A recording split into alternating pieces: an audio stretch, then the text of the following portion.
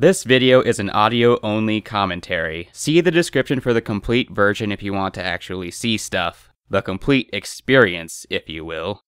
The premise is simple. A young college student named Hana falls in love with a man and has 2 children with him. However, he dies, leaving her to raise them herself.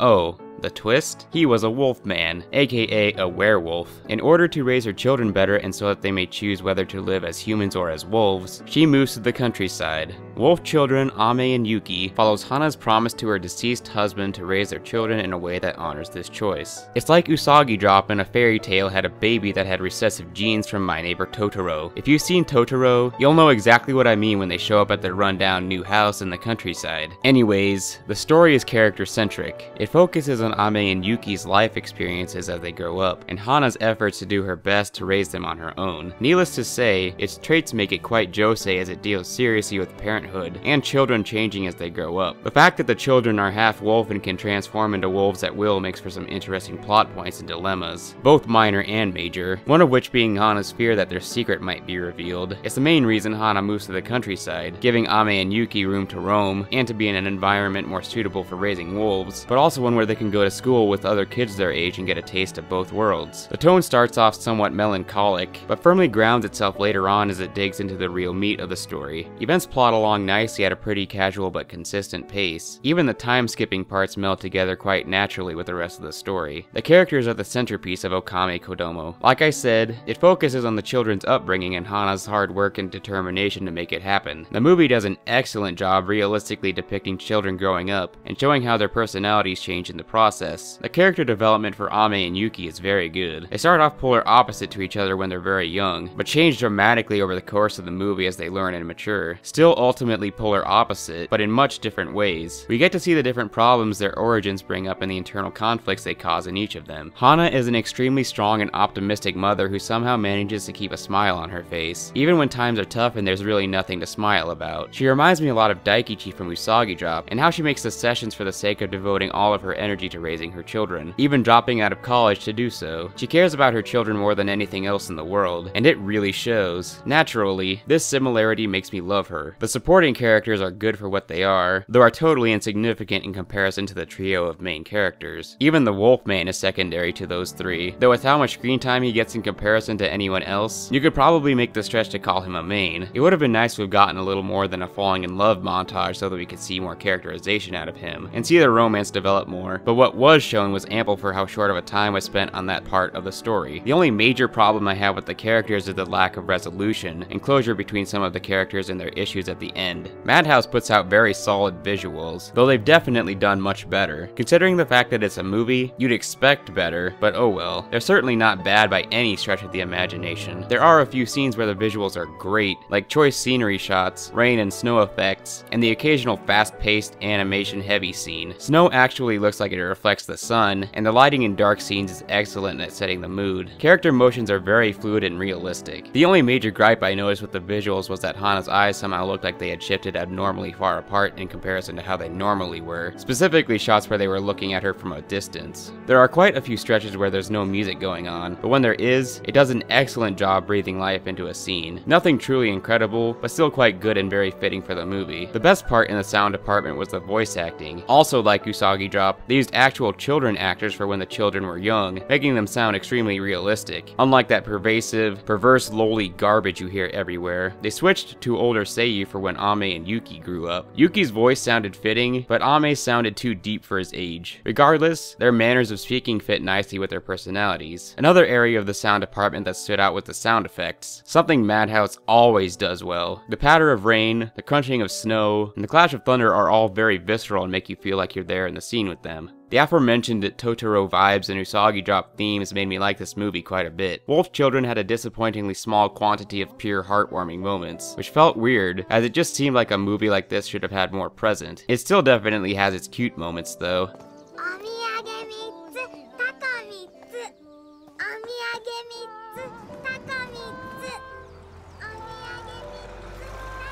However, the movie is definitely not one that you watch for sheer entertainment value. You watch it because you want to watch a well-written tale about well-written characters. Ookami Kodomo is thoroughly realistic in spite of its roots in fantasy. The people act like very real people. Parenthood is shown in both the good times and the bad, as are all of the other aspects of life it presents. It would have been nice if the origins of the Wolfman had been explored. Information about their background is extremely vague and only touched upon briefly, and given how important its consequences are on the movie's events, definitely needed more than what we got.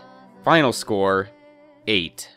Wolf Children Ame and Yuki is a great movie. It's directed by Mamoru Hosoda, acclaimed director of The Girl Who Leapt Through Time and Summer Wars, and this is easily his best work yet. It's pure, it's clean, it's wholesome, it's realistic, yet fantastic. It's simple, yet deep. If you're a fan of Josei, Usagi Drop in particular, My Neighbor Totoro, the director, or children's fairy tales, you definitely need to give this movie a go. Works of this quality are an endangered species nowadays, and it definitely should not be missed.